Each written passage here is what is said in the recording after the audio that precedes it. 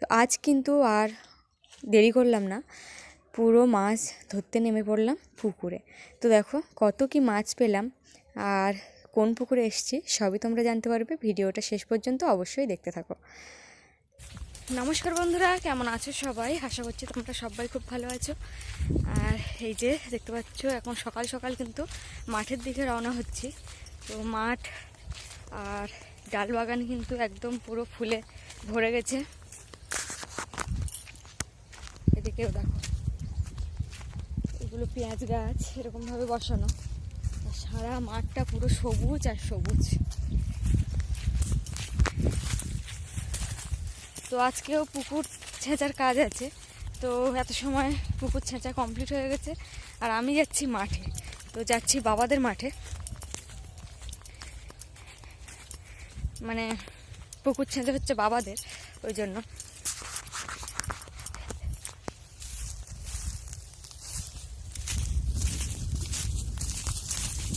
ডাল গাছ এত কোথার থেকে যাবো সেটাই বুঝতে পারছি না, প্রচুর ডাল গাছ। কিছু কিছু জায়গায় এত,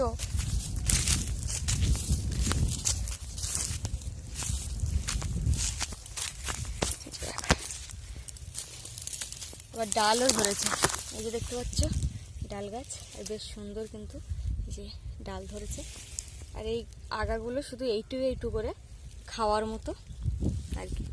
তো সেদিন আমি রান্না করেছিলাম, কিন্তু আমি বেশি ডাঁটাটা নিয়ে ফেলেছি বলে একটু মানে কাঠি কাঠি মতো হয়ে গেছে।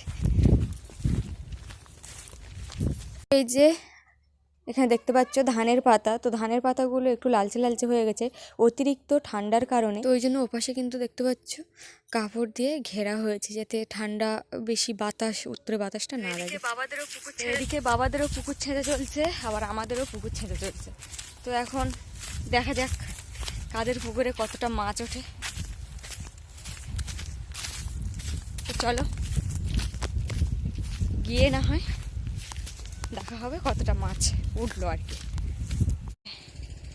যেই মাঠে জল উঠছে, এই যে দেখতে পাচ্ছ জল, আর সেই পোকাগুলো খাওয়ার জন্য এরা পুরো হাজির। সাদা ফুল ফুটেছে কালো ছাইয়ের উপরে, দেখো বেশ সুন্দর দেখতে লাগে কিন্তু এগুলো। আরও এক ঝাঁক মানে ঝাঁকে ঝাঁকে আছে আর কি। আয় আমার কাছে আয়, পুরো বুড়ো ঠাকুরদা। এখান থেকে কত মাছ, পাইপ থেকে কত মাছ আসছে, এইভাবে এত ধরা হয়েছে। মৌটি মাছগুলো দেখো শুধু কত বড় বড়।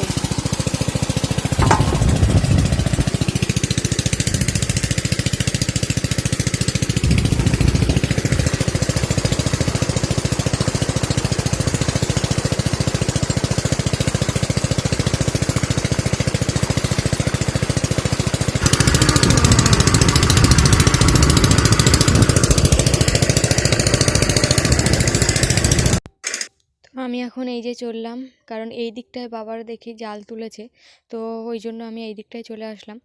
আর আগে জাল ফেলে অনেকটা মাছ ধরেছে, সেগুলো ওই যে পুকুরে একটা কাঠের তৈরি যে বাক্স মতো দেখলে, ওটাতে কিন্তু মাছ আছে। তো সেটা তোমাদের সাথে পরে শেয়ার করছি। তো এই যে, আর এইখান থেকে মাছগুলো এরকমভাবে তোলা হচ্ছে, আর সারা মাঠ কিন্তু কালো ছাই।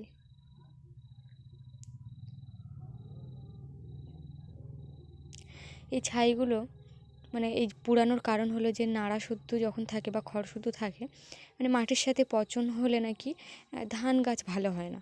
তো ওই জন্য নাকি এইগুলো পুড়িয়ে দেওয়া হয়েছে।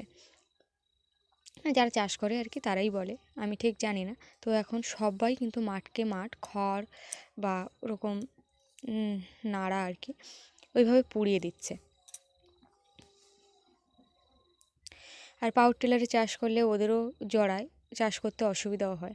তো এখানে দেখো পুরো ঝাঁকে ঝাঁকে মৌটি মাছ, আর তার মধ্যে এই যে পচা পাতা, কালো কালো যেগুলো দেখতে পাচ্ছ ওগুলো সব পচা পাতা। এই যে সেই যে বলছিলাম মাছ ওগুলো আছে ওটাতে, তো সেইগুলো মানে সেইটা আর কি। আর ওদিকে দেখো কত মাছ খেলাধুলা শুরু করে দিয়েছে এখন, কিন্তু ওদেরও কষ্ট হচ্ছে, জল কমে যাচ্ছে সেই কারণে। কিন্তু ওদের কষ্ট দেখতে গেলে আমাদেরও তো কষ্ট বেড়ে যাবে না, মানে খাওয়া হবে না আর কি। তো কষ্ট করে ওদেরকে একটু ধরে। বেশি সময় কষ্ট পাবে না যেহেতু। আর এই দেখো, এই পুরো পুকুরটা জুড়েই কলা বাগান, মানে প্রত্যেকটা পুকুরের পাশ দিয়ে কিন্তু কলা গাছ থাকা ভালো, কিন্তু অন্যান্য যে কাদা সেইগুলোর পাতা পড়লে খুব অসুবিধা, কারণ মানে পচে যায় আর কি। তো আমি আর সহ্য না করতে পেরে আমি কিন্তু এরকম পুকুরে নেমে পড়েছি, আর দেখি প্রচণ্ড কাদা। বাবা শুধু বলছে নামতে হবে না, আর মা বাবা শুধু বলছে নামতে হবে না, উপর দিয়ে একটু ঘোরাঘুরি করতে। তো উপর দিয়ে ঘুরতে ঘুরতে আমি মোটামুটি কাদায় নেমেই গেছি অনেকটা, আর অনেকটা জায়গা জুড়ে মানে পাতা পড়ে পড়ে এতটা পচনশীল হয়ে গেছে পুকুরটা, বলার মতো না। ইউক্যালিপটাস গাছের পাতা পড়েছে যেহেতু, ওই জন্য এত পচে গেছে। আর পাতাগুলো পচলে পুরো মাটির সাথে মিশে মানে পাঁকের মতো হয়ে যায়, কেমন কালচে মতো।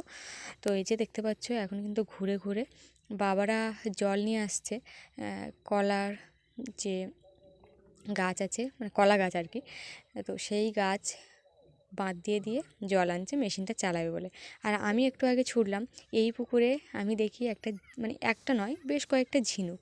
তো ভেবেছিলাম পরে ঝিনুকগুলো কুড়িয়ে আনবো, তো ভাবলাম না থাক, সবই তো নষ্ট হয়ে যাচ্ছে, তো ওগুলো আমার দ্বারা আর নষ্ট না হয় ভালো।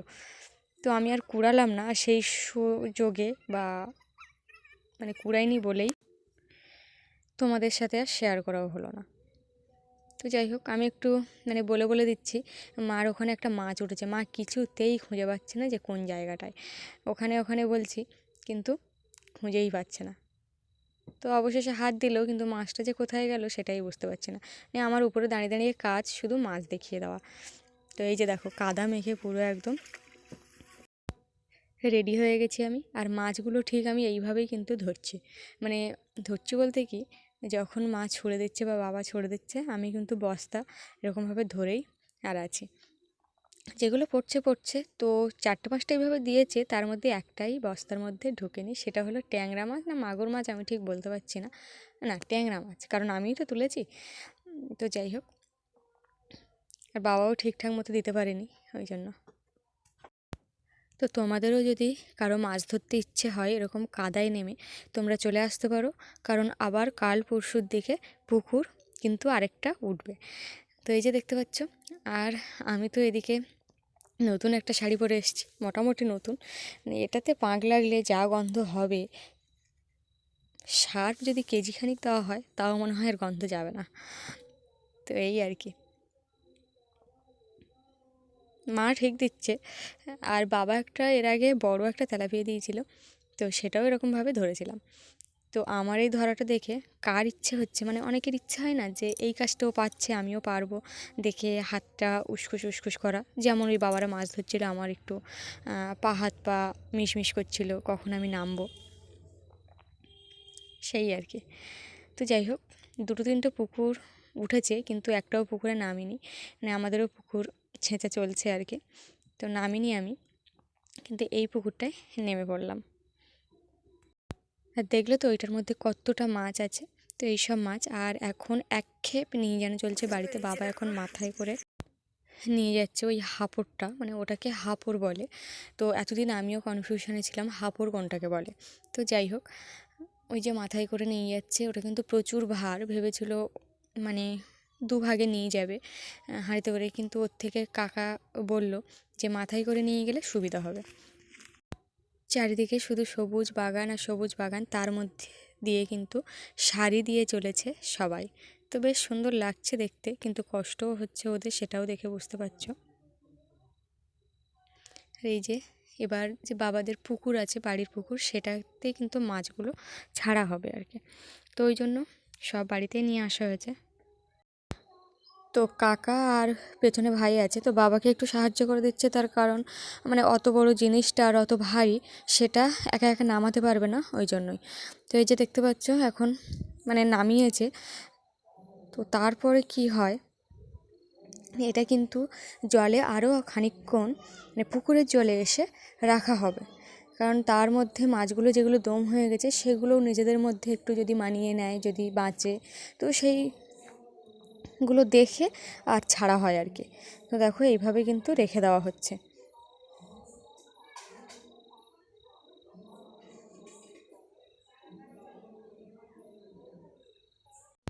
তো এই যে অনেক রকম মাছ আছে দেখতে পাচ্ছ।